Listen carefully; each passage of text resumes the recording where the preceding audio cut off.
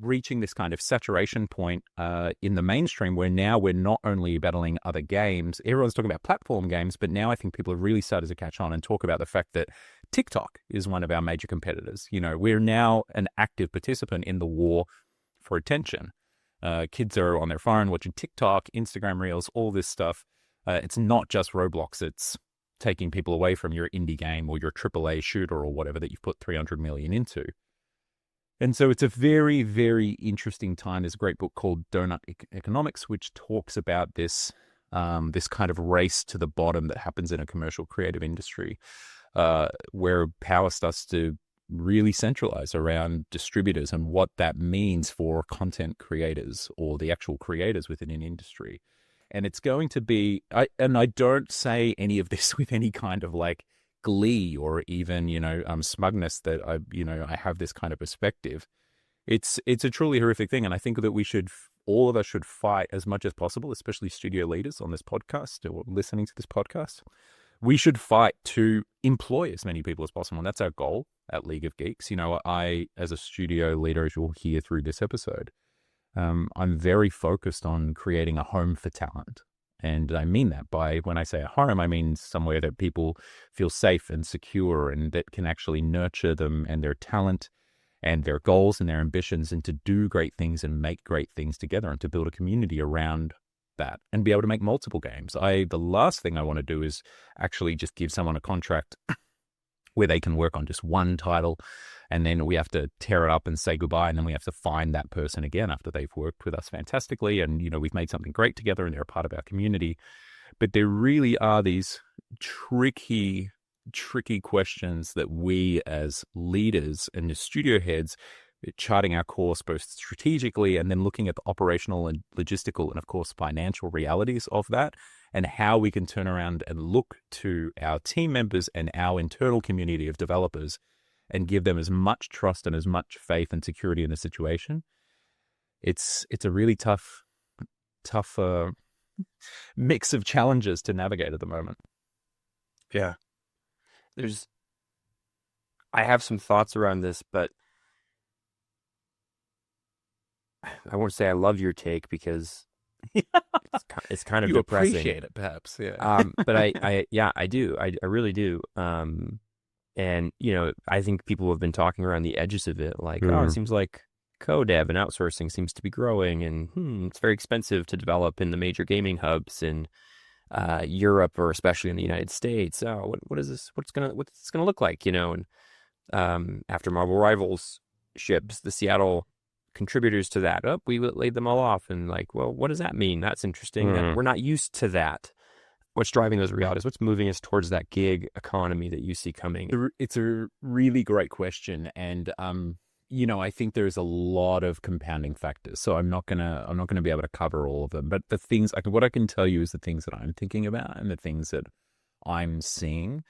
And the major one, I've mentioned platforms a few times now, and I think we have a very insular viewpoint in video games. We always have. We might bring some some outside influences and stuff to the games that we make or to our crafts or to our disciplines, but we don't really tend to look at other industries and go, what happened to them? And is that going to happen to us? Or how can we apply that as a model to what's happened to us? Because video games for a long time have been something very different. I remember executives from one of the big four banks here in Melbourne, our bank, Westpac, came to our office during our studio during COVID and were basically like, how do video games work? How does the video game industry and revenue work? We had to tell these bank executives, basically explain to them how the revenue cycles and the games industry work, because they were just seeing money flowing out of the industry or flowing into it, I should say, during COVID. So we've always been this special sort of starfish, and I think we've really seen ourselves as that. But the truth of the matter is that it's all just a business at the end of the day.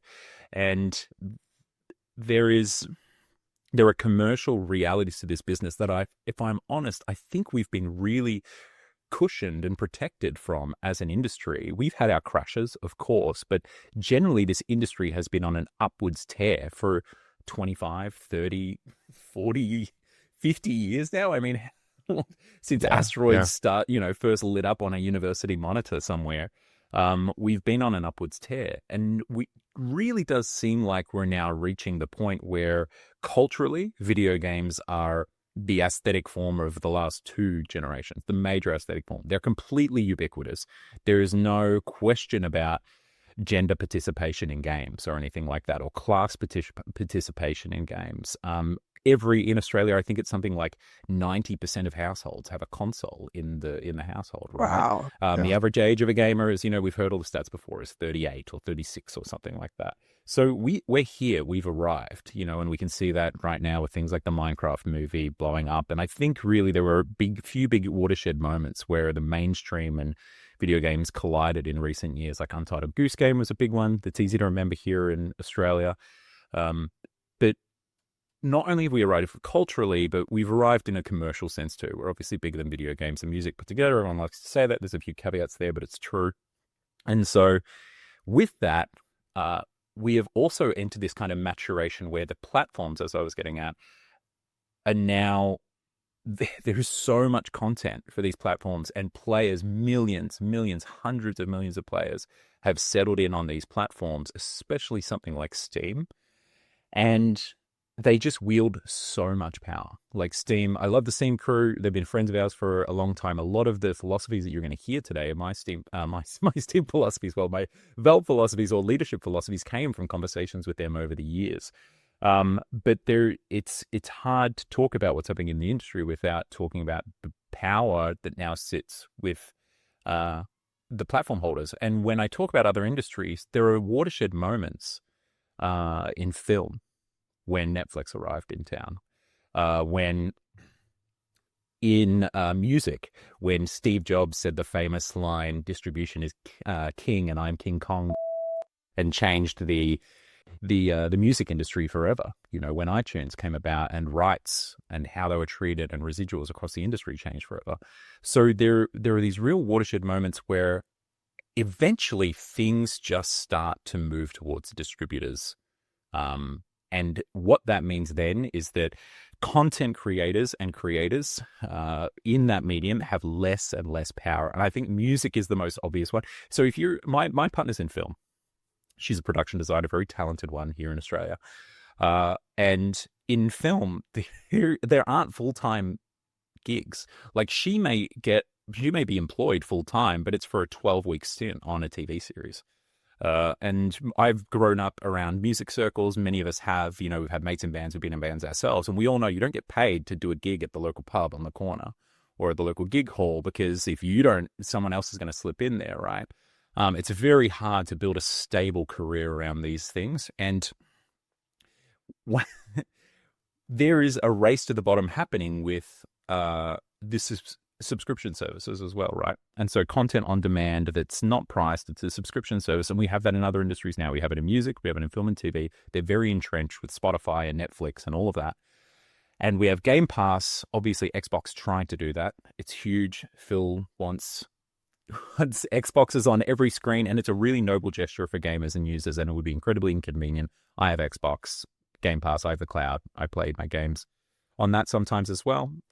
But it's a terrible future, and it's a terrible prospect for creators in our medium. And we are very, very lucky. And I think this is one of the reasons why we don't see it in video games too. We are very, very lucky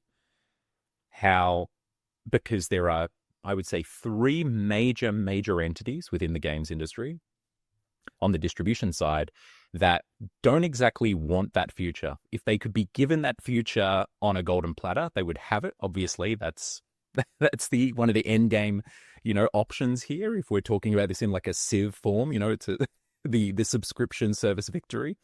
But if Microsoft right now is trying to bring everyone onto their own battlefield to fight the war how they want to fight it.